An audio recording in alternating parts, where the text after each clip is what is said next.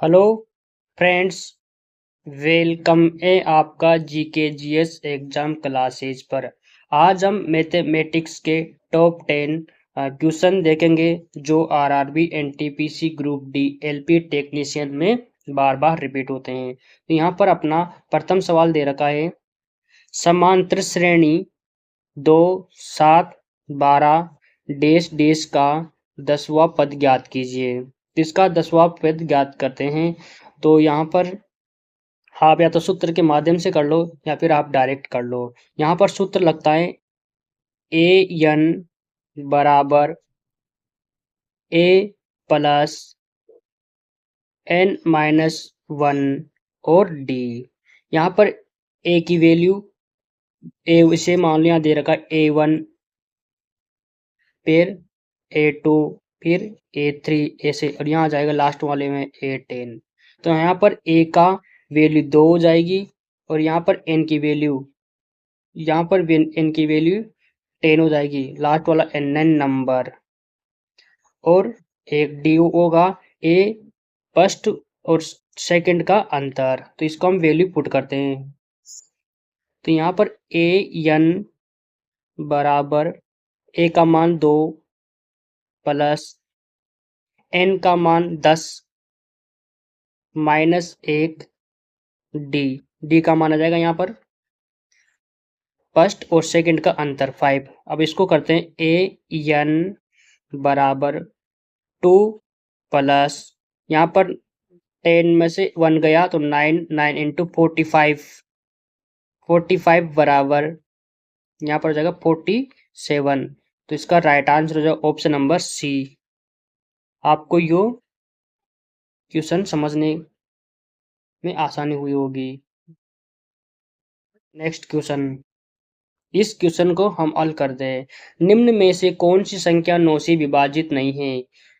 4 option दे रखे हैं, इनमें से एक संख्या 9 से विभाजित नहीं है, बाकी जो बची 3 संख्या वो 9 से विभाजित है।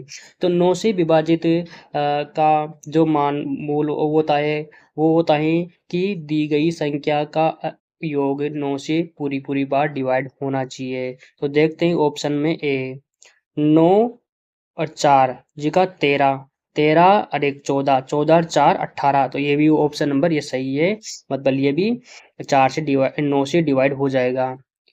ये 7 7 7 21 एक 22, 22 और 25 2 27, तो ये भी 9 से डिवाइड हो जाएगी। 3 और 5 8, 8 और 2 10, 10 और 5 15, 15 3 18, तो ये भी 9 से डिवाइड हो जाएगी। यहाँ पर पूछ रहा है कि 9 से विभाजित नहीं है, ऑप्शन नंबर डी इसका राइट आंसर हो जाएगा। पर एक बार इसको चेक कर लेते हैं। 4 5 9, 9 9 18, 18 और 19 20 21, इसका ये होगा 21, जो 21 9 से पूरी बार विभाजित नहीं है। तो इसका राइट आंसर हो जाएगा ऑप्शन नंबर डी। देखते हैं नेक्स्ट क्वेश्चन, स्क्रीन पर दे रखा है 8 पॉइंट बार 46 का भिन्नात्मक रूप ज्ञात कीजिए। इसका भिन्नात्मक रूप ज्ञात करना है। यहाँ पर बार लगा हुआ है तो बार को हम 9 से दर्शाते हैं, 9 से हम दर्शाते हैं, 9 से हम दर्शाते हैं। एक मिनट, इसको करेंगे हम 8 46 बार, बार को हम 9 पे। तो यहाँ पर इसको ऐसे लिखते सकते, इसको फ्रैक्शन भिन्न में बदलना है। जैसे मान लो दे रखा है 3 सही 1/2। अब इसको कैसे बदलेंगे? 3 दूना 6 एक 7, 7/2। इसको ऐसे भी लिख सकते हैं, तो ऐसे 8 प्लस 46 बटा बार का 2 संख्याओं पर बार लगा है, जितनी बार संख्याओं पर बार लगा होगा उतनी बार हम 9 लिख देंगे। अब इसको बदलना है, मैंने बोला था 3 सही 1/2, इसको फ्रैक्शन वैल्यू में बदलना है। तो कैसे बदलेगा? इसको हम गुणा करेंगे, 8 सही 46/99 को इसको सही रूप देंगे। तो इसको हम 99 99 को 8 से मल्टीप्लाई करेंगे। इसको हम थोड़ा पहले ऊपर लिख देते हैं। 8 प्लस 46/9, इसको 9 आटे 72 का 2 सुपर का 1, 9 आटे 72 इन 7 9 प्लस 46 ऐड कर देंगे, 46 ऐड और नीचे लिख देंगे 9 9, तो 6 8 और 9 और 4 13 और 1 8 बटा 9, तो अपनी ये वैल्यू आ गई 838/9। तो कौन से ऑप्शन में? ऑप्शन नंबर डी इसका राइट आंसर हो जाएगा। गाइस आपको ये सवाल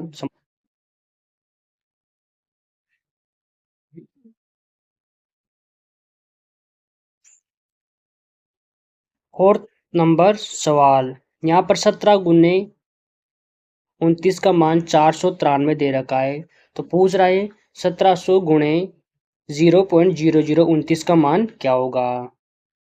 तो यहाँ पर 17 गुणे 29 का मान दे रखा है इसने 493, तो हम इसका ज्ञात करेंगे। तो इसका सिंपल तरीका तो ये है कि आप तो या तो फिर डायरेक्ट ऑप्शन के हिसाब से कर लो या फिर इसको ये कर लो, लेकिन हम इसको ऐसे ही करेंगे 1700 गुने डायरेक्ट या तो 29 लिख लो, लेकिन समझने के लिए हम लिखेंगे 0029 बटा, अब यहाँ पर इस पॉइंट को हटा देंगे, पॉइंट हटते ही क्या हो जाएगा, ये 4 जीरो नीचे आ जाएगी, लेकिन हम इसको हटा के डायरेक्ट लिखेंगे 29 बटा 4 जीरो, 4 जीरो नीचे लिख देंगे। यहाँ पर एक जीरो कट जाएगी, एक जीरो से एक जीरो। अब यहाँ पर बच रहा है 17 गुने 29 का मान कितना दे रखा है, यहाँ पर दे रखा है 493, 493 बटा 100, तो दो संख्या छोड़कर दशमलव लगा देंगे, तो यहाँ होगा 4.93। ऑप्शन नंबर सी का इसका राइट आंसर हो जाएगा।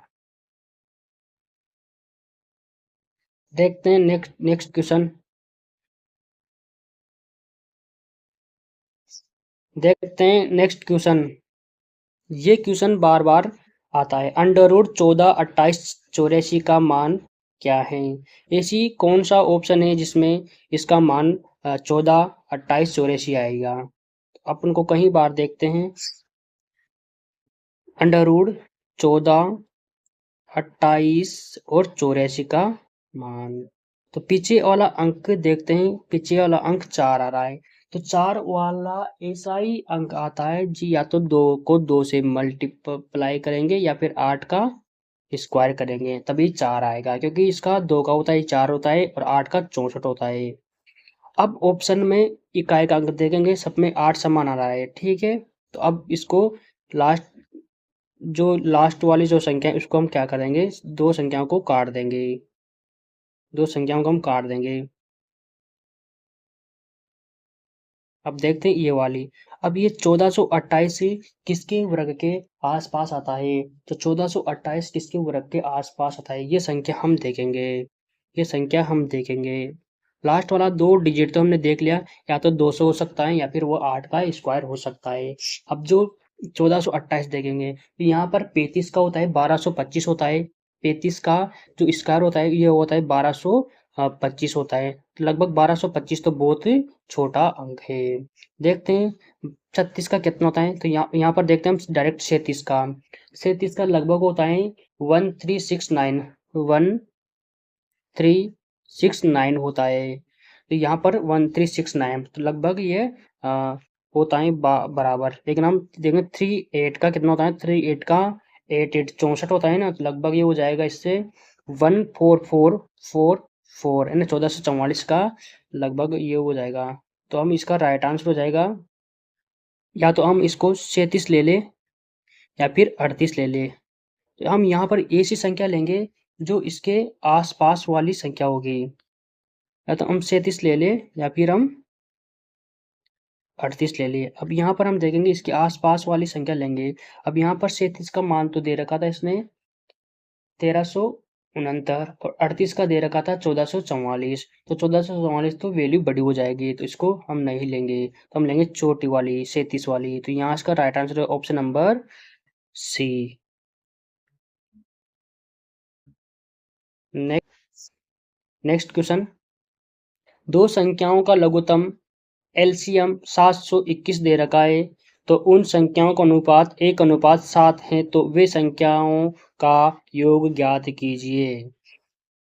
यहाँ पर एक संख्या दे दी जिसका 721 है, और उसी संख्या को क्या कर दिया, अनुपात में बांट दिया, पूछ लिया कि उन संख्याओं का योग क्या होगा। अब यहाँ पर 1 और 7 का जो दे रखा है, इनका मान 721 में से हमें निकालना है। तो कैसे निकालेंगे, यहाँ पर एक डायरेक्ट करेंगे, 1 7 का एलसीएम कितना होगा, 7। 7 किसके बराबर है, 721 के बराबर। तो 7 का 721 में भाग देने पर क्या आएगा, 7 एकम 7, 0, 7 या 21। तो 7 बराबर 721, तो 1 बराबर 103। 103। तो यहाँ पर किसका पूछ रहा है, वह संख्याओं का योग। तो यहाँ पर जो अनुपात का योग कितना है, 7 + 1 यानी 8 हो जाएगा। तो 8 का 3 गुणा, 8 का इसका मल्टीप्लाई कर देंगे, तो जगह 8 एक हमारा 8 दिया 24। तो ऑप्शन नंबर डी इसका राइट आंसर हो जाएगा। गाइस आपको ये क्वेश्चन भी समझने को आया होगा। देखते हैं नेक्स्ट क्वेश्चन, पहली 10 विषम प्राकृतिक संख्याओं का माध्य ज्ञात कीजिए। यहाँ पर माध्य पूछ रहा है, माध्य या औसत पूछ रहा है, औसत पूछ रहा है। यहाँ पर औसत पूछ रहा है, तो कैसे करते हैं इसको, पहले तो सबसे पहले हम देखेंगे विषम संख्या। तो विषम संख्या होती है 1 3 5 7, ये विषम संख्या है। तो हम वो पूछ रहे हैं कि प्रथम 10 विषम प्राकृतिक संख्याओं का माध्य होता है। तो यहाँ पर संख्याओं का योग बटा संख्याओं का योग बटा संख्याओं का योग बटा संख्या। तो यहाँ पर 1 3 5 7 9 11 13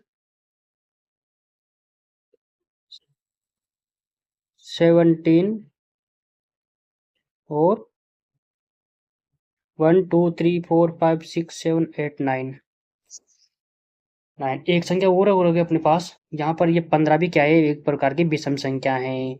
और 17 और 19, इसका योग करेंगे और 10 का भाग कर देंगे। तो इसका योग कैसे करेंगे, 17 दूनी 34 और 2 36, 36 10 जगह 36 और 5 41, 41 10 51, 51 3 जगह 54, 54 10 जगह 64, 64 1 65, 65 10 75, 75 75 ये 5 80, 80 75 5 80, 80 ये 90, 90 ये 100। इनका योग कितना आ रहा है, 100 आ रहा है। तो यहाँ पर 100 बटा 10 कर देंगे, तो इसका मान आ जाएगा 10। ऑप्शन नंबर बी इसका राइट आंसर है।